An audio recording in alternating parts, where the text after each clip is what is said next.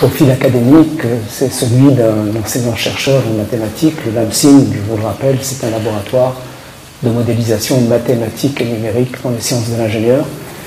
Donc moi, j'ai fait un parcours relativement classique pour les gens de ma génération. J'ai fait une maîtrise de maths à la faculté des sciences de Tunis, puis un DEA, une thèse de 3e cycle, une thèse d'État. Et à l'époque, bien entendu, c'était plutôt en France que ça se faisait. Donc j'ai été pendant une dizaine d'années, 9 ans exactement, à l'école polytechnique, où j'ai fait une thèse de 3e cycle et une thèse d'État. Peut-être qu'il faut revenir à 1983, j'ai soutenu ma thèse d'État et j'ai décidé de rentrer en Tunisie. Beaucoup de mes amis, de mes collègues m'ont conseillé de ne pas le faire, parce que rentrer en Tunisie, faire des mathématiques appliquées dans un pays où il n'y a pas d'industrie, ce n'était pas un choix très malin, à leur sens.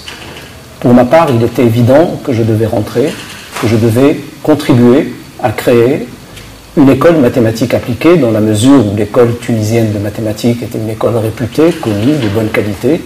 En revanche, sa dimension appliquée était assez peu présente. Et il me semblait qu'il me revenait de rendre un peu de ce que la Tunisie m'avait donné en contribuant à créer cette école mathématique appliquée. Le LAMSIM est venu beaucoup plus tard. Je suis rentré en 1983 et le LAMSIM est venu en 1997. Entre les deux, il y a eu différentes initiatives.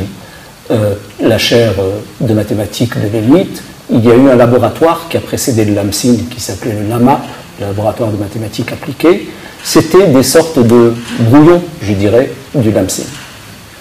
Alors, en 1997, nous avons trouvé des conditions pour pouvoir rassembler des chercheurs qui ont été formés dans différentes disciplines des mathématiques appliquées et qui revenaient en Tunisie, qui n'avaient pas de cadre dans lequel ils pouvaient contribuer, continuer à effectuer leurs recherches scientifiques. Par ailleurs, il y avait d'autres chercheurs qui étaient rentrés en Tunisie plus tôt et qui avaient été contraints à laisser tomber la recherche au profit de l'enseignement parce qu'il n'y avait pas de cadre dans lequel ils pouvaient continuer à travailler. Donc le LAMSIM a voulu être tout cela en même temps, c'est-à-dire un laboratoire qui rassemble et un laboratoire qui développe une école de mathématiques appliquées en Tunisie. La Tunisie n'en avait pas, il en fallait une et nous nous sommes attachés à essayer de la créer.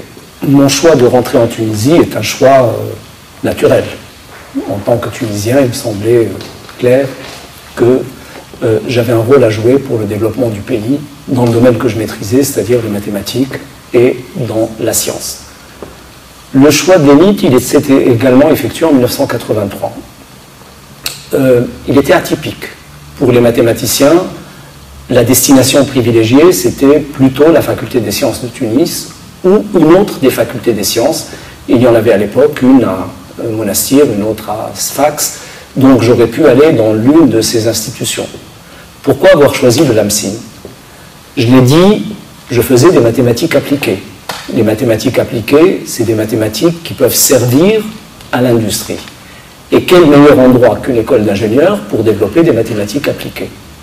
Il était naturel que dans une école d'ingénieurs, je retrouve des chercheurs dans d'autres disciplines, dans des disciplines connexes des mathématiques, dans des disciplines dans lesquelles les mathématiques peuvent jouer un rôle de modélisation et un rôle pour le développement d'algorithmes de calcul. Et donc c'était un choix tout à fait rationnel qui a été également favorisé par le fait que certains collègues m'avaient précédé dans cette démarche. Et je veux citer surtout le cas de Sirmet Frea, qui avait fait sa thèse 2 ou 3 ans avant moi en mécanique et qui avait rejoint l'ENIT. Il était directeur à cette époque-là du département de génie civil et il m'avait beaucoup encouragé à rejoindre l'ENIT pour pouvoir développer un pôle de mathématiques. Défendre la présence d'un laboratoire de mathématiques dans une école d'ingénieurs dans ces années-là n'était pas une chose facile. Ça ne coulait pas de source. Ce n'était pas évident qu'il fallait développer, déployer, mettre des ressources dans le développement d'une recherche en mathématiques appliquées. Il y avait néanmoins une mission que personne ne contestait. C'était de former des futurs enseignants-chercheurs de mathématiques appliquées, dont les écoles d'ingénieurs avaient besoin et les universités aussi. Donc ça, c'est la formation des nouvelles générations. tous les laboratoires ont cette mission. Le LAMSIN s'est acquitté de cette mission de former de nouvelles générations d'enseignants-chercheurs en mathématiques appliquées. Pour la vision proprement dite de la recherche, je l'ai dit tout à l'heure, nous avons plusieurs axes. Le premier, c'est de rassembler les chercheurs qui revenaient de formation à l'étranger et qui n'avaient pas de cadre approprié pour continuer à travailler. Donc le LAMSIN, ça a été d'abord un lieu agrégateur de compétences. De compétences aussi de chercheurs qui s'étaient éloignés de la recherche, parce qu'ils n'avaient pas trouvé un cadre dans lequel ils pouvaient continuer à travailler. Et donc nous avons fait revenir à la recherche un certain nombre de chercheurs. Et tout cela porté par une idée très forte. Si on veut faire de la recherche, il faut que ce soit tout de suite à un niveau international. Il s'agissait de rompre avec une vision qui avait cours, qui était une vision, je dirais, un petit peu complaisante vis-à-vis de nous-mêmes. Faisons ce qu'on peut, faisons une recherche au niveau qu'on pourra, et puis on verra bien.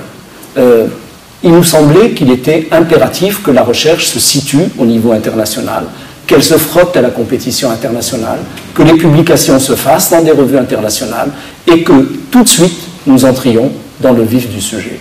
Donc ça, c'est des idées fortes qui ont porté le LAMSIN, et nous l'avons créé avec une équipe de jeunes chercheurs qui voulaient continuer, qui avaient déjà produit à l'étranger, et qui voulaient continuer à produire des mathématiques de grande qualité dans un environnement tunisien.